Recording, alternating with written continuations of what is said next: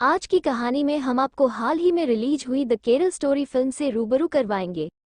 दुख दर्द बेकसी बेबसी घुटन से कुछ गलियां ऐसी होती हैं जिनमें हर मोड़ पर बस इन्हीं से मुलाकात होती है। ये गलियां गणेश या अंधेरों से भरी होती हैं कि दूर दूर तक रोशनी की किरण भी नहीं रखती। इन गलियों में लोग जाने अनजाने लालच में या फिर मजबूरी में घुस जाते हैं, लेकिन जब तक उन्हें असलियत का पता चलता है और वापस लौटने के लिए मुड़ते हैं तब तक बहुत देर हो चुकी होती है, क्योंकि इन गलियों में घुसने का रास्ता तो होता है लेकिन बाहर निकलने का नहीं।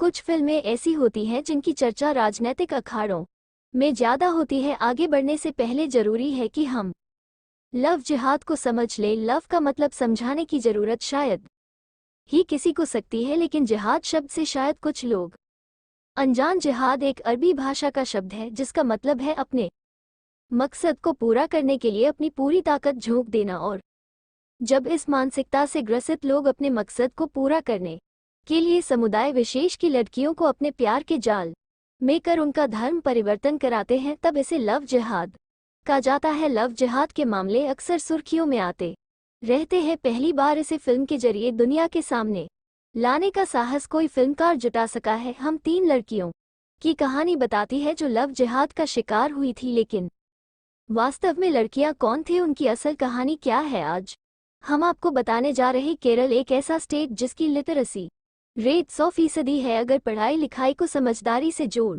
दे तो हम कह सकते हैं कि भारत के किसी अन्य स्टेट के मुकाबले ज्यादा समझदार लोग रहते हैं। इसके बावजूद आईएसआईएस ने भारत में अपनी जड़ें जमाने के लिए इसी स्टेट को चुना। आईएसआईएस का मकसद था केरल के लोगों का ब्रेन वॉश करके उन्हें धर्मांतरण कराना और फिर उन्हें अफगानिस्तान और सीरिया जैसे देशों में भेजना। अपने खतरनाक मंसूबों को अंजाम देने के लिए उसे चुना। फिलहाल प्रतिबंधित मुस्लिम कट्टरपंथी संगठन पॉपुलर फ्रंट ऑफ इंडिया यानी पीएफआई को दुनिया भले ही आज लव जिहाद पर चर्चा कर रही हो, लेकिन एक शख्स ऐसा भी था जिसे साल 2010 में ही इसके खतरों को भांप लिया था।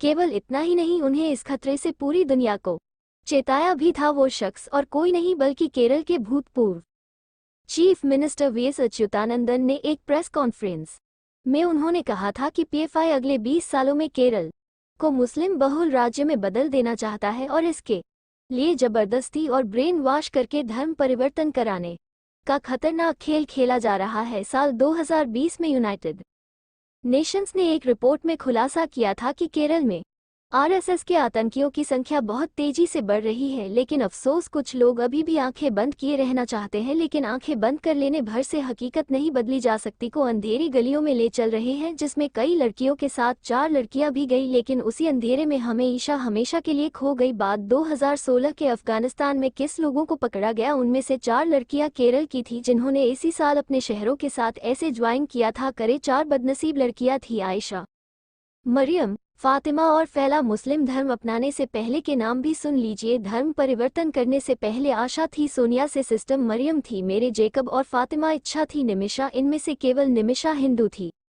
जबकि बाकी तीनों लड़कियां क्रिश्चियन थे। सोनिया सेबेस्टियन ने इंजीनियरिंग कर रखी थी। पढ़ी लिखी होने के बावजूद लव जिहाद के ऐसे चक्रव्यूह में चावल थी जो बिल्कुल असहाय व्यक्तित्व को समझ पाती कि हाथ से निकल चुकी थी। को कब क्रिश्चियन से मुस्लिम बन गई और कब उनके ऊपर आम नागरिकों से आईसिस आतंकी होने का ठप्पा लग गया तो उसे पता नहीं चला। उसने पर शौहर अब्दुल राशिद अब्दुल्ला के साथ रमजान के दौरान आईएसआईएस की सीक्रेट क्लासेज ली थी।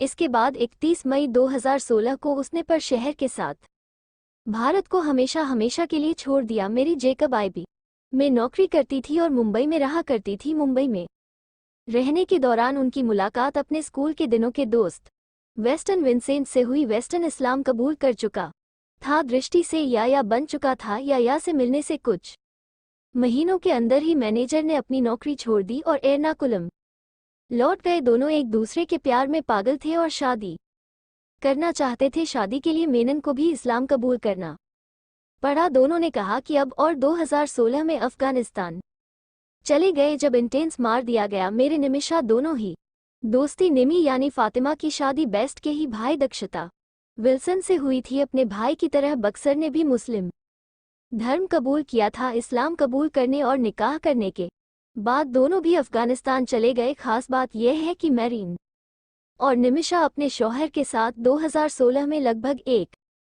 साथ ही अफगानिस्तान गए थे। इन लोगों ने तो इस्लाम कबूल कर लिया था, लेकिन के घर वालों पर क्या बीती थी ये समझना सबके बस की बात भी निमिषा कीमत बिंदु निमिषा के साथ अपनी आखिरी मुलाकात याद करते हुए कहती है कि निमिषा निकाह करने के बाद उनके घर 16 अप्रैल 2016 को आई थी। उस दिन बिंदु को अपने जीवन का सबसे बड़ा सदमा लगने वाला था। जब उन्होंने दरवाजा खोला तो सामने बुर्के में खड़ी एक लड़की को पाया और जब उस लड़की ने अपने मुंह से हिजाब हटाया तो बिंदु के कदम की टक्कर पिछड़ गए। उनका दिमाग भना गया, उनका दिमाग सुन्न हो गया। वो कि कोई और नहीं बल्कि उनकी अपनी बेटी मीशा थी, और अकेले नहीं की उसका शौहर या भी उसके साथ, और साथ था उसके पेट में पल रहा 7 महीने का बच्चा। निमिषा ने बिंदु को बताया कि दोनों श्रीलंका जा रहे हैं जब कोई बिजनेस करने वाले थे, लेकिन हमेशा के जाने के 2 हफ्ते बाद ही निमिषा के फोन आने बंद हो गई। मां को शक हो गया कि होना हो उसकी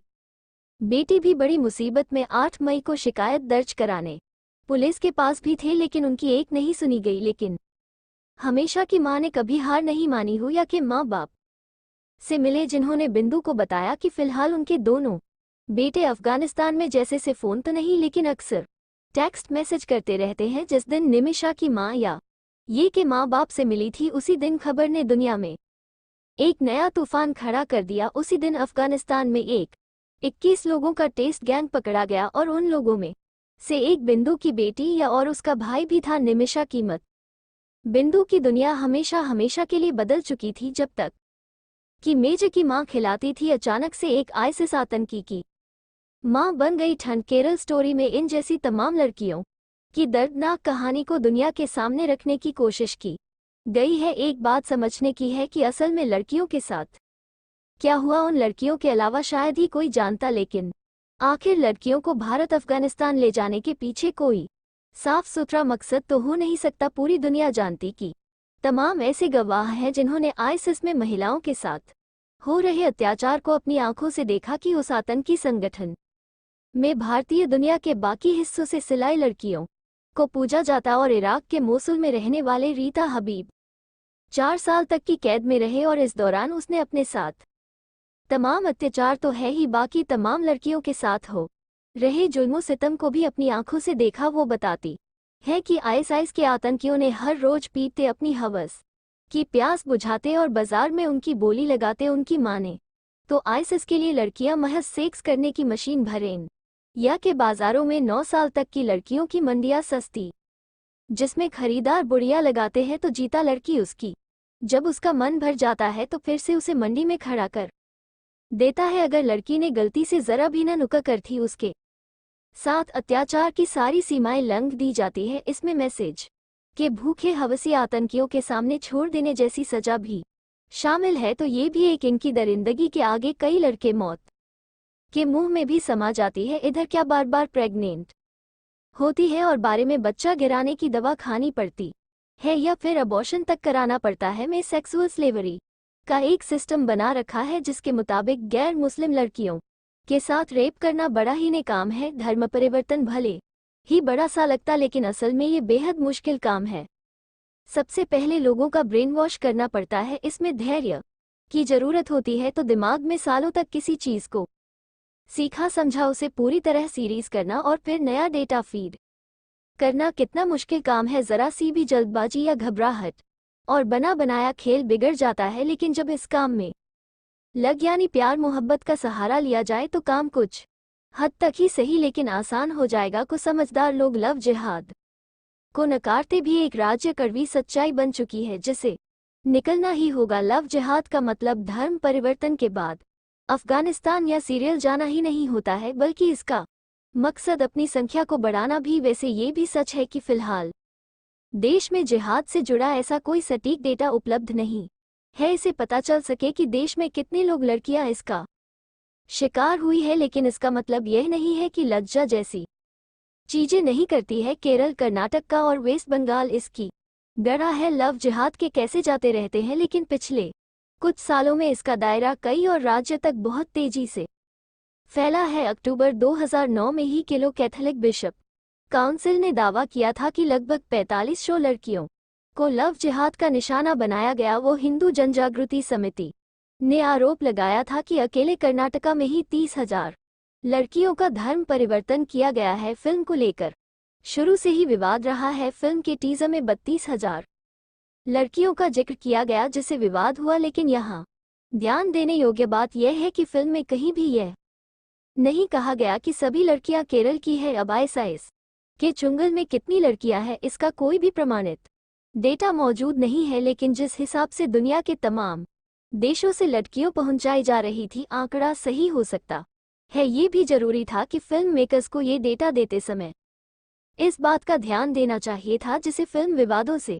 दूर रहते बाकी फिल्म को देखते समय ये ध्यान रखना चाहिए कि यह फिल्म है और फिल्म मेकर कुछ न कुछ लिबर्टी तो लेगा, तो उसका अधिकार है। मैं कि फिल्म को लेकर राजनीति भी चरम पर है। कई स्टेट जहां फिल्म को टैक्स फ्री कर रहे हैं, तो कई स्टेट ने इस फिल्म को बैन कर दिया, लेकिन जिस तरह से फिल्म पसंद की जा रही है, सराही जा रही है, उससे तो यही लगता है कि लोग लव जिहाद की शिकार लड़कियों की असली कहानी को देखने के लिए सख्त वैसे विरोध करने वाले लोगों को थिएटर में जाकर ये फिल्म जरूर देखनी चाहिए। तब शायद उन्हें समझ में आ जाएगा ये फिल्म किसी धर्म या समुदाय के खिलाफ न होकर आरएसएस जैसे आतंकी संगठन और उसकी सोच के खिलाफ है। इस कहानी के जरिए हमारा मकसद किसी की धार्मिक मान्यताओं और भावनाओं को ठेस पहुंचाना कतई नहीं, बल्कि हमारा इरादा लोगों को जागरूक करना है, क्योंकि दुनिया के किसी भी धर्म और एक सभ्य समाज में जोर जबरदस्ती से धर्म परिवर्तन कतई मंजूर नहीं है। और अधिक सच्ची कहानियों के लिए हमारे चैनल को सब्सक्राइब करें, लाइक करें, शेयर करें।